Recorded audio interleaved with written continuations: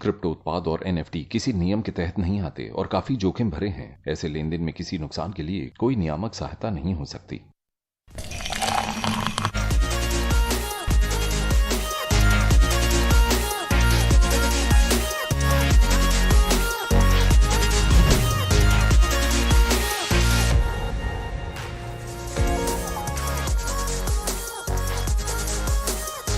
अगर आज आप जन्माष्टमी मना रहे हैं तो उसकी आपको बहुत बहुत बधाइयां। इस एपिसोड में आपका स्वागत है। शो का नाम है कॉफी एंड क्रिप्टो। मेरा नाम है अरुण सिंह। आज के शो में हम चर्चा करने वाले हैं डॉक्सिंग के बारे में, क्रिप्टो इंश्योरेंस के बारे में, लेकिन उससे पहले आपको बताएंगे इस हफ्ते की बड़ी खबरें। शुरुआत करते हैं इथीरियम के बारे में। एक खबर के बारे में बात करते हुए ब्लूमबर्ग ने लिखा है कि इथीरियम के संस्थापक विटालिक बुटेरिन ने कहा है कि 15 सितंबर को ब्लॉकचेन मर्ज होगा।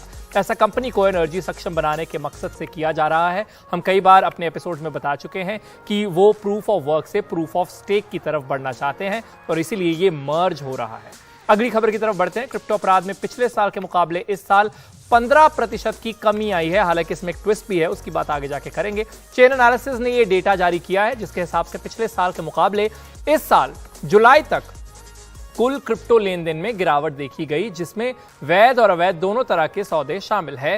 क्रिप्टो अपराध भी इस साल घटे हैं, लेकिन हैकिंग और चोरी के फंड में इजाफा हुआ है। तो स्कैम्स जो है, अगर इलिसिट एक्टिविटीज की बात करें तो स्कैम्स में कमी आई है, लेकिन हैकिंग और चोरी में इजाफा हुआ है। अगली खबर की तरफ बढ़ते हैं। मुश्किलों से जूझ रही क्रिप्टो कंपनी हॉडल नॉट ने शुक्रवार को करीब 40 कर्मियों को निकाल दिया। साथ में यह भी बताया कि सिंगापुर पुलिस कंपनी की एक जांच हो रही है। पुलिस क्या जांच कर रही है, इस बारे में उन्होंने और जानकारी नहीं दी। चीन की बड़ी इंटरनेट कंपनी टेंसेंट होल्डिंग्स अब डिजिटल कलेक्टिबल जारी नहीं करेगी, क्योंकि अब देश में एनएफटी की नियामक पड़ताल बढ़ गई है। कंपनी ने पिछले साल ही अपना एनएफटी प्लेटफॉर्म हुआ ही लॉन्च किया था, लेकिन जिन लोगों के पास एनएफटी है वो उन्हें रख सकते हैं या चाहे तो लौटाकर पैसे भी ले सकते हैं, ऐसा कंपनी ने कहा है। आखिरी खबर की तरफ बढ़ते हैं।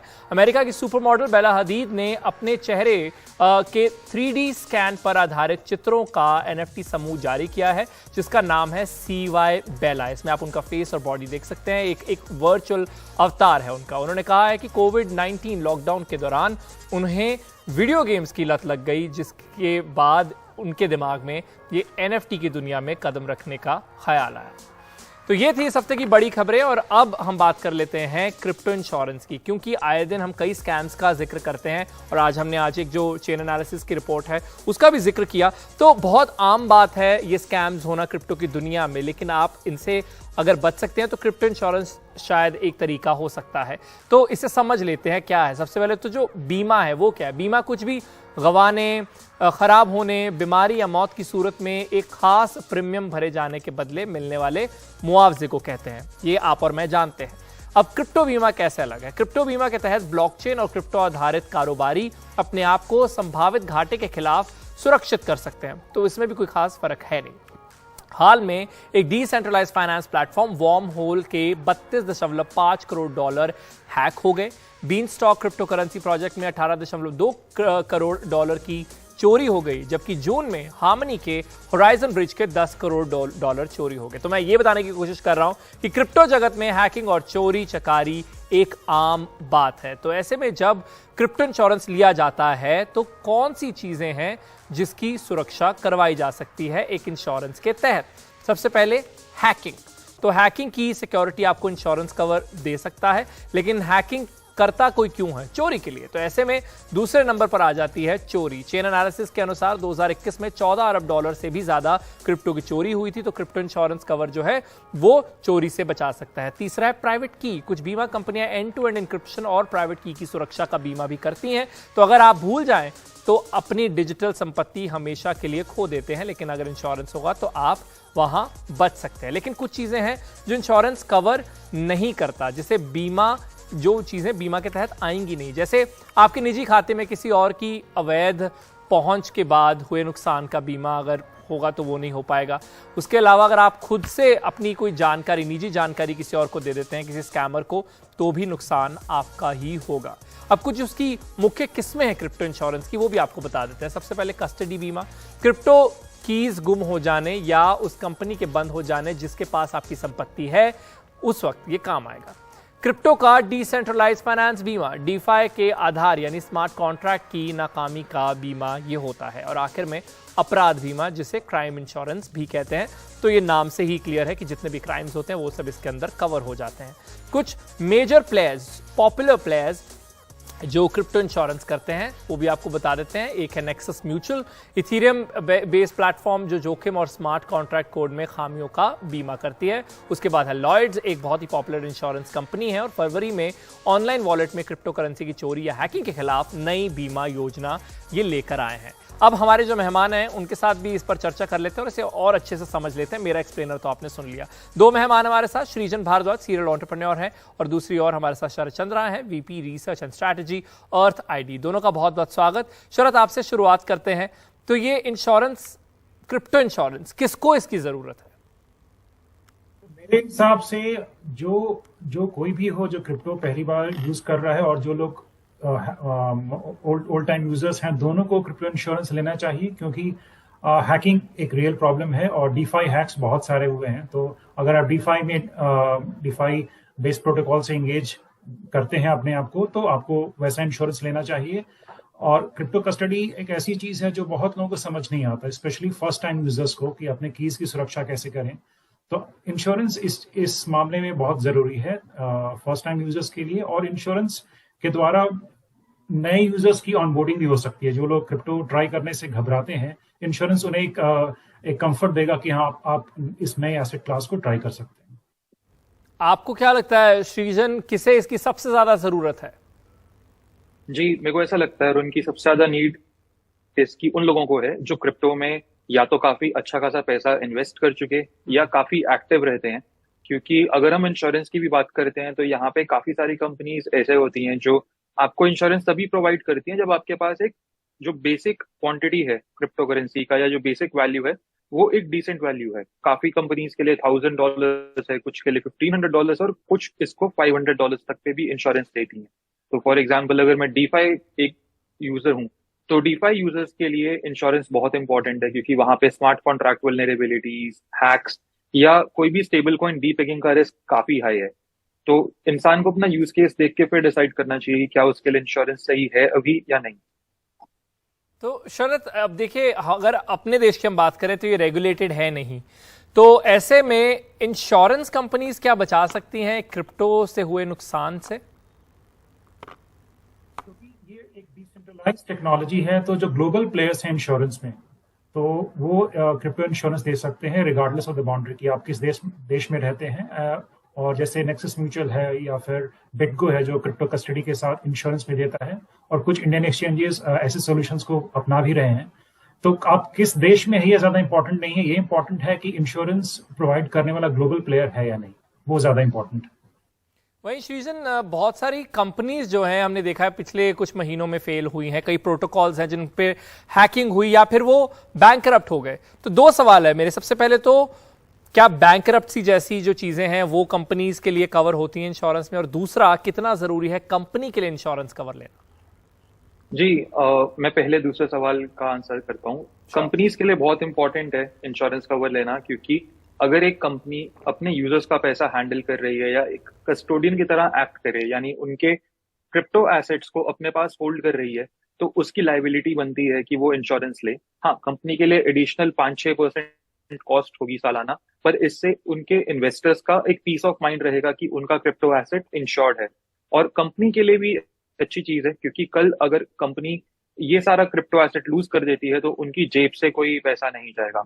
And in case of bankruptcy ये दोबारा डिपेंड करता है कि कौन सा एग्जैक्टली एक ऐसा इश्यू हुआ था जिसकी वजह से इंश्योरेंस मिलेगी या नहीं। तो अगर हैकिंग हुई या कोई स्मार्ट कॉन्ट्रैक्ट का इश्यू हुआ तो उस केस में आपको बिल्कुल इंश्योरेंस के तहत सारा का सारा बीमा का बेनिफिट मिलेगा और आपका सारा पैसा वापस भी मिलेगा। पर अगर वो यूजर की लापरवाही की वजह से कहीं पैसा लूज हुआ है, उस केस में इंश्योरेंस कंपनीज लायबल नहीं है कि वो आपको बीमा का फायदा दें। जी शरद, आप बताइए कि कंपनीज जो हैं, जैसे जो सवाल मैंने सृजन से पूछा कि उनके लिए कितना सारा जरूरी है, और दूसरा, क्या रीसेंट डेज में हमने कोई ऐसा एग्जांपल देखा है जहां पर कोई किसी कंपनी जो है वो हैकिंग का शिकार हुई लेकिन फिर भी इन्वेस्टर्स का पैसा बच गया?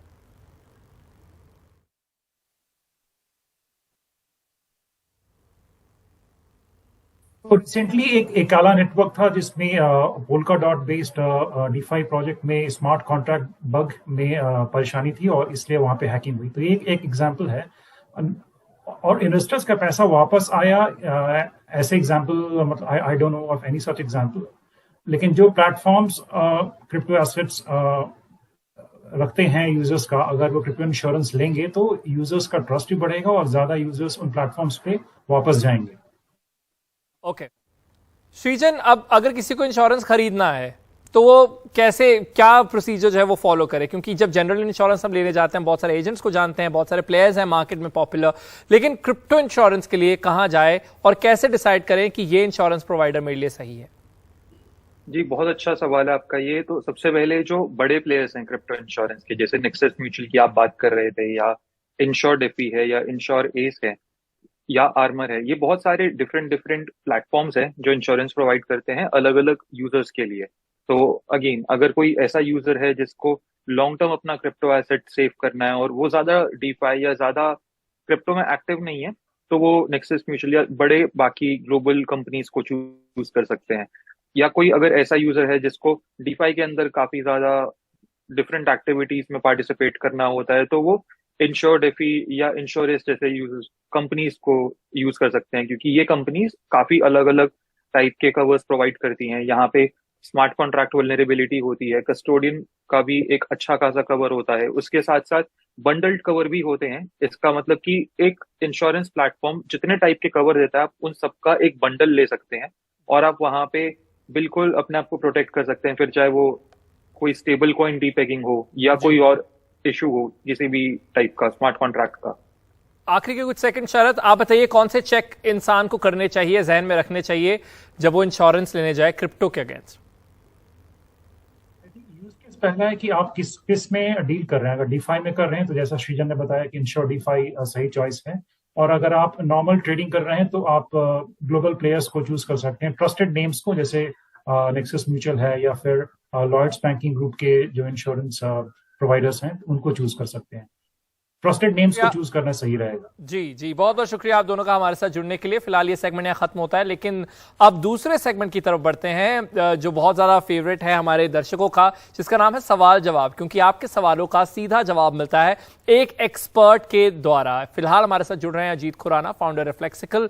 बहुत बहुत स्वागत है अजीत जी आपका। और पहला सवाल जो है कि इंडिया अपनी डिजिटल करेंसी कब लॉन्च करेगा? 2022 में डिजिटल करेंसी आ जानी चाहिए।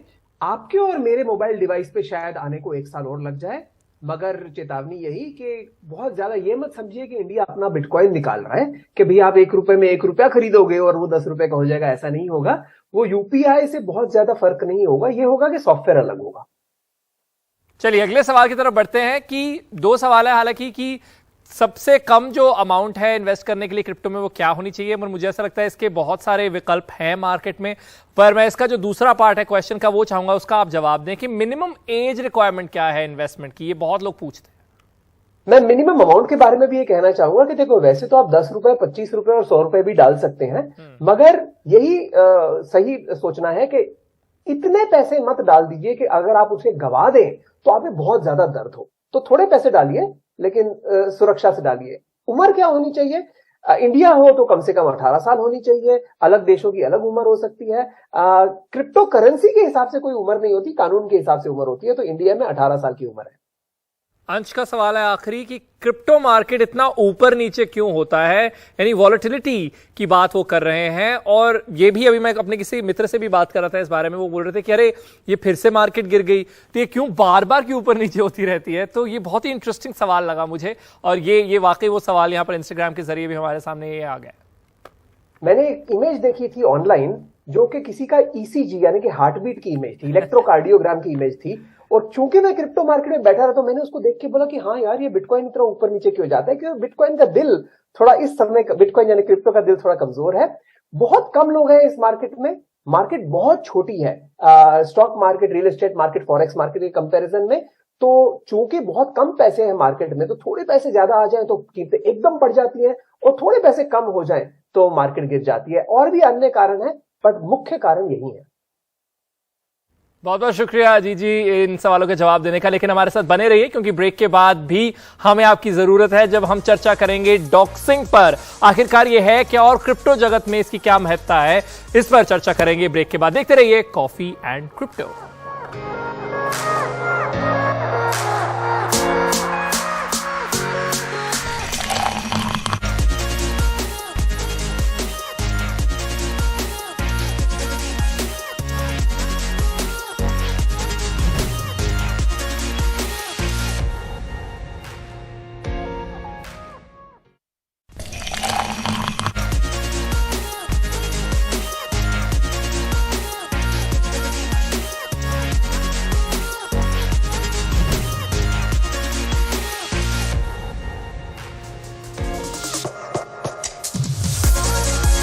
हाय, शो का नाम है कॉफी एंड क्रिप्टो। यहां पर क्रिप्टो की बातें होती है कॉफी पीते पीते, और कभी कभी इस म्यूजिक पर मैं डांस भी कर देता हूं। लेकिन आज डांसिंग नहीं, आज डॉक्सिंग की बात होगी। डॉक्सिंग आखिरकार है क्या, इसका मतलब क्या है और क्रिप्टो जगत में इसकी क्या महत्ता है, इस पर चर्चा करते हैं। आपके लिए पेश है एक ताजा एक्सप्लेनर। तो डॉक्सिंग जो है किसी भी निजी जानकारी उसकी मंजूरी के बिना ऑनलाइन पोस्ट करने को कहते हैं। इंटरनेट पर यह ड्रॉपिंग डॉक्यूमेंट्स के लिए इस्तेमाल होता है। ये जो शब्द है इसका एक्चुअल मतलब है ड्रॉपिंग डॉक्यूमेंट्स, एक इंटरनेट स्लैंग है। ये डॉक्यूमेंट के शॉर्ट फॉर्म डॉक से आता है, इसीलिए इसे कहते हैं डॉक्सिंग। लेकिन क्रिप्टो जगत में इसकी क्या अहमियत है? यहां लोग निजता की सुरक्षा के लिए अपनी सही पहचान नहीं बताते। जैसे बिटकॉइन शुरू करने वाले सातोशी नाकामोटो को कोई नहीं जानता वो कौन है, सिर्फ ये नाम पता है, लेकिन आइडेंटिटी उनकी जो है वो अननोन है। तो भरोसा जीतने के लिए अब तो हालांकि बहुत सारे प्रोजेक्ट्स हैं जो डॉक्सिंग से किनारा कर रहे हैं, यानी जो एक्चुअली डॉग्स हैं, जो बाहर हैं, जो अपनी आइडेंटिटी को छुपाते नहीं, वो अपनी पहचान को आम कर देते हैं, और ऐसी टीम को डॉग्स टीम कहा जाता है। तो कुछ लोग क्यों छुपाते हैं अपनी पहचान? इसके पीछे दो बड़े कारण हैं। सबसे पहले तो हैकर से बचने के लिए, अगर कोई आपको अटैक करना चाहता है तो आपकी आइडेंटिटी बाहर है तो बहुत ईजी हो जाता है। और दूसरा वही क्रिप्टो कल्चर, क्योंकि जो क्रिप्टो की शुरुआत बिटकॉइन से हुई और वहां पर जो क्रिएटर हैं उनकी आइडेंटिटी रिवील नहीं है, तो उसी कल्चर को आगे बढ़ाने के लिए बहुत सारे लोग जो है आइडेंटिटी रिवील नहीं करते। अब इससे थोड़ा डिटेल में हमारे मेहमान के साथ भी समझ लेते हैं। अजीत खुराना, फाउंडर रिफ्लेक्सिकल, हमारे साथ जुड़ चुके हैं। अजीत जी, डॉक्सिंग आप क्या मानते हैं, ऐसे कि एक टैबू है या फिर एक जरूरी चीज है क्रिप्टो जगत में? देखिए, लगभग 1 से 2% लोग भारत में क्रिप्टो से जुड़े हुए हैं। बाकी जो 98-99% लोग हैं उन्होंने क्रिप्टो से अब तक तो किनारा किया हुआ है। अगर आप इन 100% लोगों से पूछें कि चाहे अमेजॉन हो, फ्लिपकार्ट हो, पेटीएम हो, इनके संस्थापक कौन है, उनके फाउंडर कौन है, तो या तो वो नाम बता देंगे या गूगल सर्च करके इमीडिएटली बता देंगे।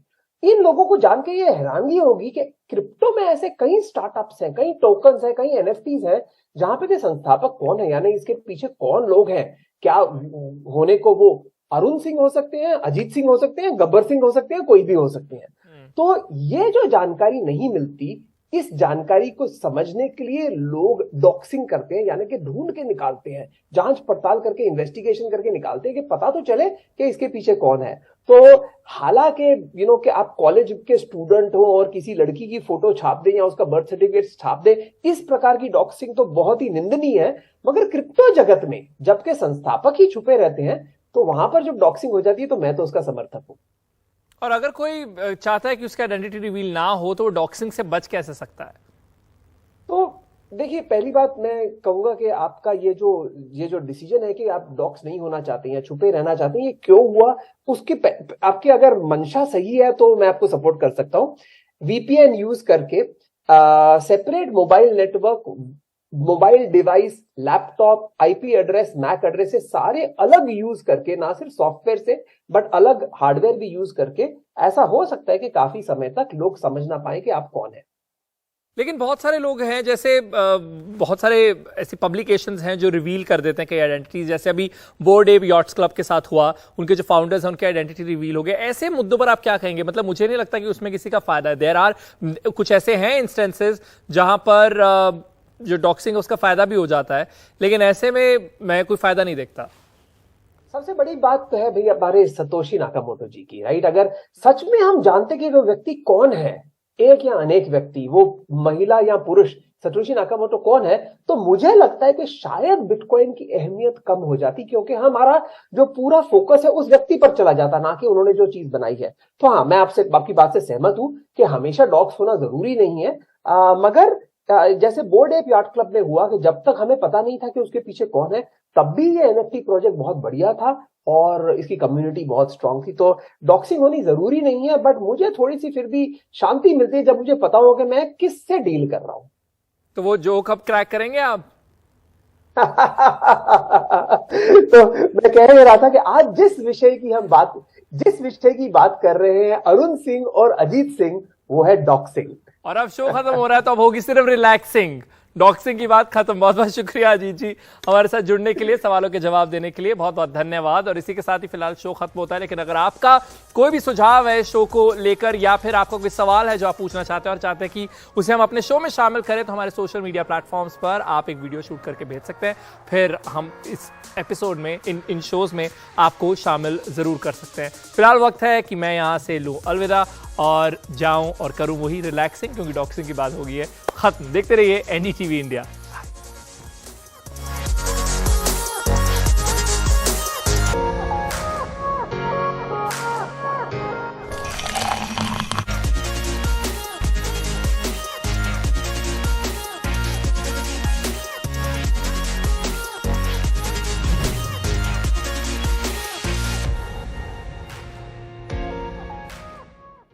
क्रिप्टो उत्पाद और एनएफटी किसी नियम के तहत नहीं आते और काफी जोखिम भरे हैं। ऐसे लेन देन में किसी नुकसान के लिए कोई नियामक सहायता नहीं हो सकती।